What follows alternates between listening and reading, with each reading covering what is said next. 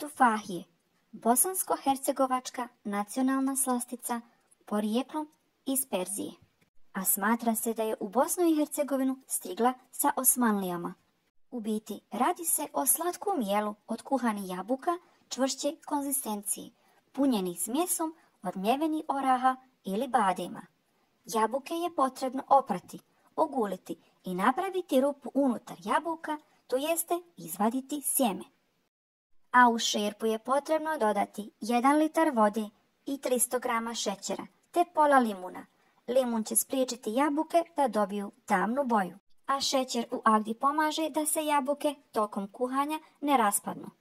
A kada voda provri, u nju dodajemo oguljene jabuke, te kuhajte jabuke sa šećerom oko 15 minuta na srednje jakoj vatri sa obje strane.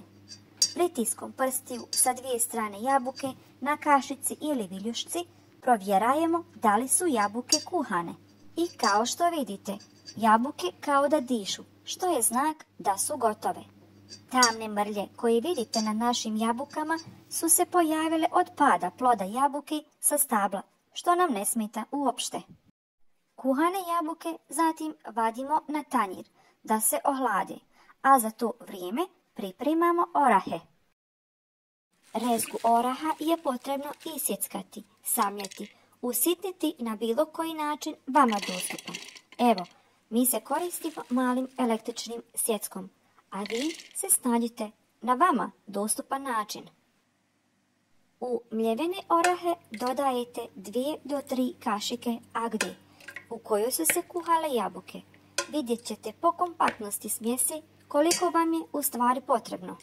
A po ukusu možete još dodati 2 do 3 kašike šećera, vaniliju ili cimet.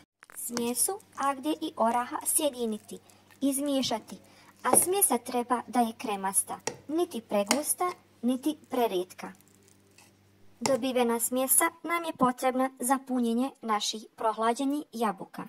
Ukoliko vam je smjesa pretvrda, nećete moći napuniti cijelom dubinom vaše jabuke. Ukoliko je smjesa prerijetka, curit će iznutar jabuka. Sve jabuke koje ste skuhali ispunite sa nadjevom, a zatim zalijte preostalom agdom. Jabuke idu na hlađenje u frižider, a za to vrijeme pripremite šlag po vašem ukusu.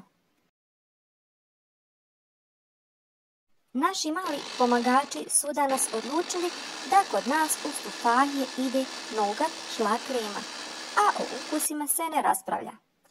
Na ohlađene jabuke dodajte šlag na koji opet možete posuti mljevene orahe ili mljeveni keks. Do vas je. Riječ tufahija na arapskom tufah znači jabuka. Jesen još kalendarski nije nastala, ali septembar je tu i pravo vrijeme za berbu jabuka. A osim što jabuke koristimo za spremanje pekmeza, kompota, kolača, soka, izvrsne su i u tufahijama. Hvala što nas gledate, dijelite i komentarišete, a možete i da se pretplatite na naš kanal za još ovakvih objava.